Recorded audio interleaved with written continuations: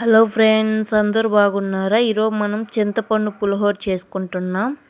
Pan పెట్టుకొని వాటిలో పచ్చెనగపప్పు, మినప్పప్పు, ధనియాలు, జీలకర్ర, ఆవాలు, మెంతులు వేసుకొని ఫ్రై చేసుకోవాలి. కొన్ని మిరియాలు, 4-5 ఎండుమిరపకాయలు వేసుకొని బాగా ఫ్రై చేసుకోవాలి.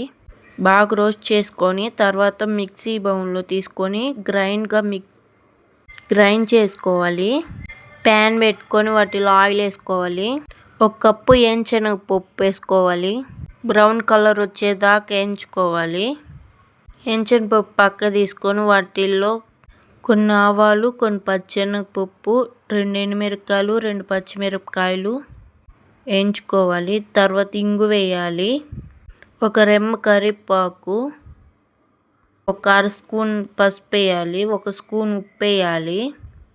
చిక్కటి చింతపండు పులుసు వేయాలి. కొద్దిగా బెల్లం వేయాలి. వాటన్నిటిని బాగా మిక్స్ చేయాలి.